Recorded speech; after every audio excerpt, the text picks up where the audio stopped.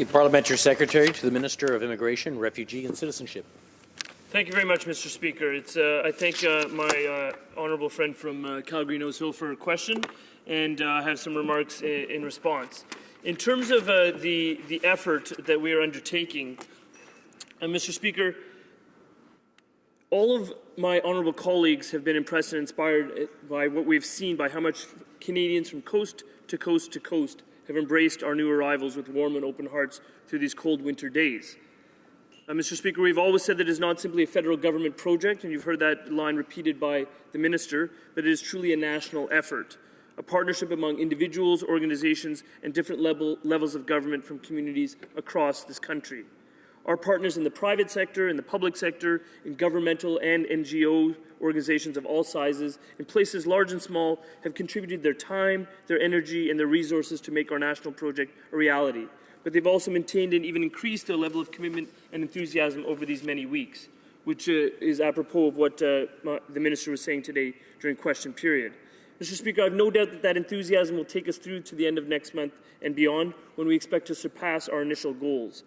As for the federal government, our efforts are proceeding at full pace. The Minister has frequently talked about these efforts as a wave, a building wave, and what we are seeing now is that this wave is virtually at a full crest.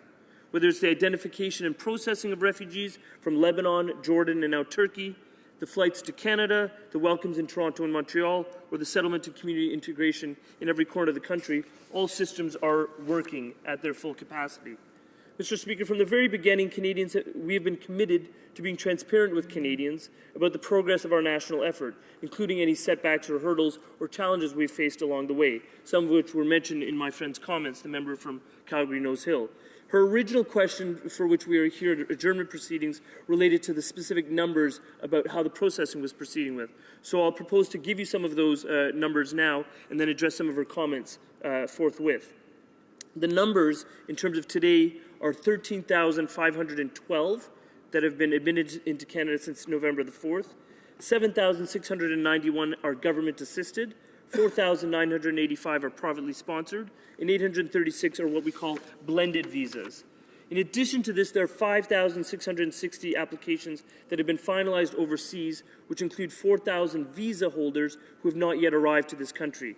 In grand total, Mr. Speaker, that is 19,172 refugees who have either arrived in our country or have been approved but have not yet traveled to Canada. There are also a total of 15,000 additional applications currently in progress.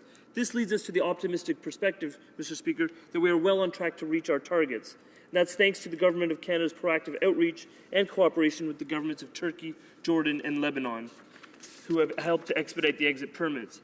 It's an ambitious commitment, Mr. Speaker, but it's a commitment that was warmly received by Canadians last year. It has been warmly received by Canadians in terms of their participation and their cooperation in getting behind this national effort. In terms of the latest numbers, further information is available on the IRCC website.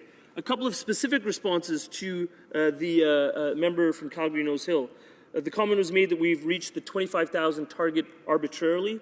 Far from it, Mr. Speaker. A lot of input was put into achieving that number, and we are committed to achieving it, and we will be achieving it by the end of February 29th. Some hurdles have been identified by my friend from Calgary Nose Hill in terms of housing, language training, and the costs associated. We've been fully conversant with all of the costs that have been provided, and in terms of the housing issues, we're working with the settlement agencies to resolve them. Thank you, Mr. Speaker. Thank you, the honourable member from